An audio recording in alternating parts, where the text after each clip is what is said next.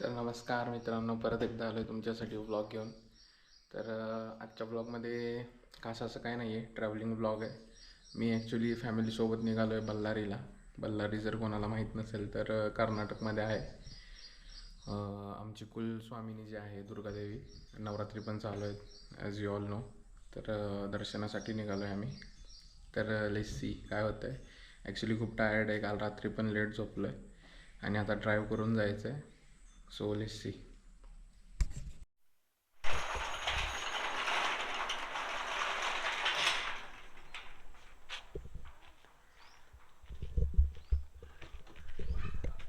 आमच्या घरातल्यांना ऊत आलाय गाडी धुवायचा परत एकदा.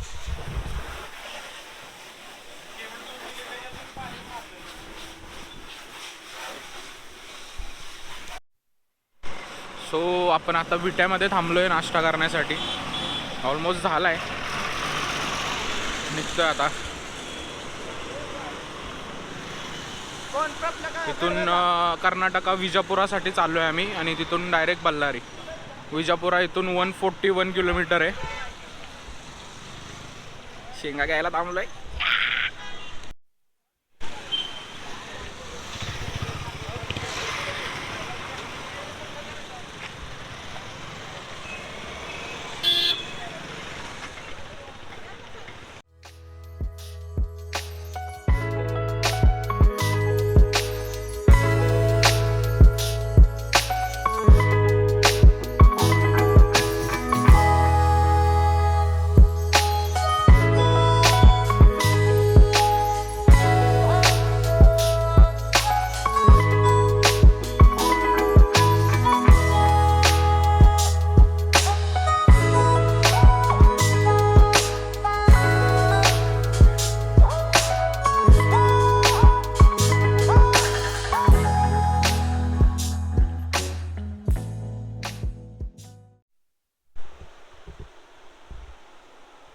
सो फायनली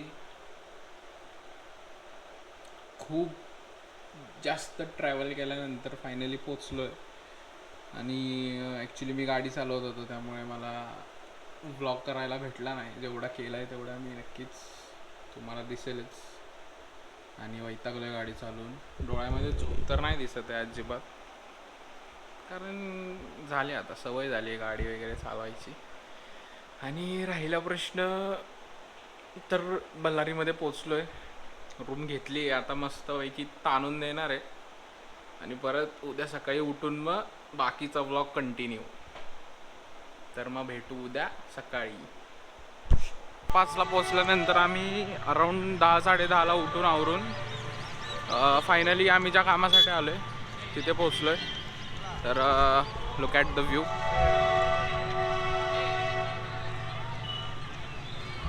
खूप लहान असल्यापासून मी येतो इथं आणि आज खूप वर्षानंतर आलो आहे, तर एक वेगळीच एक्साइटमेंट आहे. तर आतून मूर्ती आतली जी मेन मूर्ती आहे ती दाखवण्याचा पूर्ण प्रयत्न राहील माझा. तर स्टे ट्यून.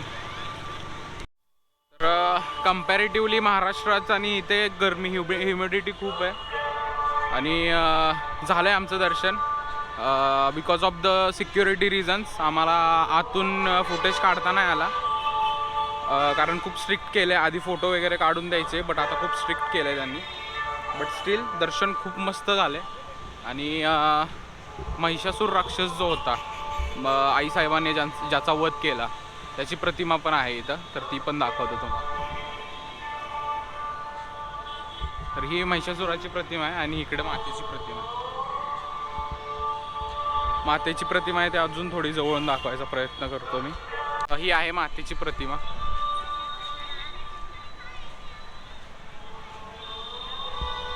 खूप भव्य अशी प्रतिमा आहे. खूप लहानपणापासून येतोय, खूप लहानपणापासून बघतोय हे सगळं. आज खूप वर्षानंतर आलो, तरी अराऊंड एक 6-7 वर्षानंतर माझं येणं झालं आहे. तर खूप म्हणजे एकदम असं फ्रेश वाटतं आहे. बट गरमीनं फाटून 25 झाली आहे. तर आता थोडा वेळ थांबणार आहे आम्ही आणि परत निघणार आहे आम्ही परतीच्या प्रवासाला. तर बघा पुढे काय होतं आहे व्लॉगमध्ये. एक मंदिराचा ओव्हरलुक देतो तुम्हाला.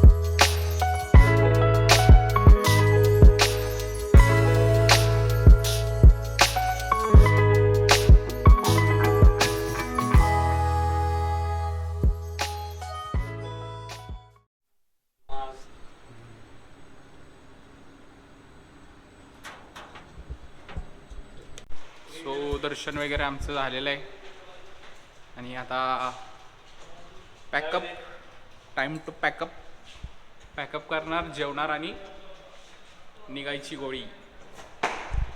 रूम टूर पाहिजे. रूम उघडतंय का? ए बाळा, ही चावे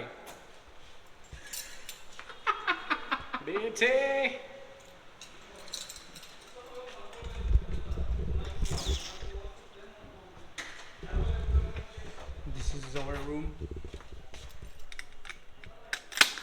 माझा सगळ्यात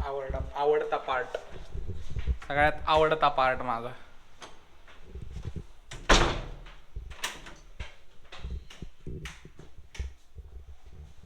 अंधार झाला का रूम मध्ये? सो जेवण वगैरे करून झालंय आमचं. थोड्या वेळात निघतंय. मोबाईल चार्ज करायचा आहे. गाडीमध्ये चार्जर नाही आहे, मी चार्जर घ्यायला विसरलोय.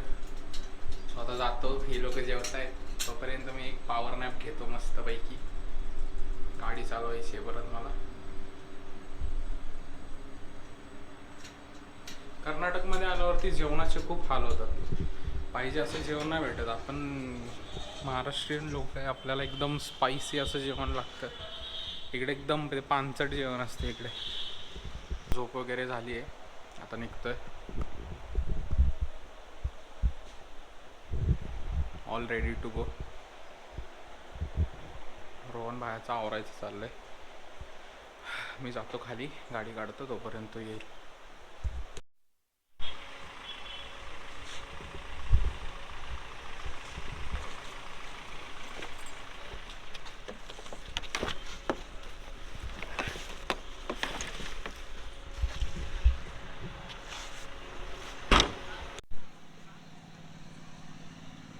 तर बल्लारीपासून अराऊंड 250 किलोमीटर्सची जर्नी करून आता आम्ही पोचलो आहे हुबळीमध्ये, गदग क्रॉस करून. आणि जेवायला नाही, काहीतरी नाश्ता टाईप काहीतरी करायला थांबलो आहे. जागा तर खूप भारी, ॲम्बियन्स खूप मस्त वाटतं.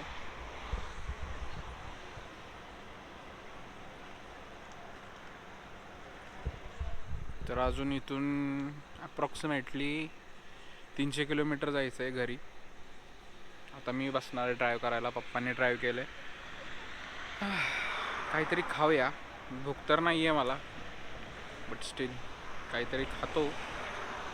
आणि परत मग आता गाडी बसलो की डायरेक्ट घरीच थांबणार गाडी. आता आधीमध्ये स्टॉप नाही कुठं, कारण आपलं एकदम साल्टी गेली तरी चालेल, पण रुतबा नाही कमी झाला पाहिजे, एवढाच आहे आपला विषय.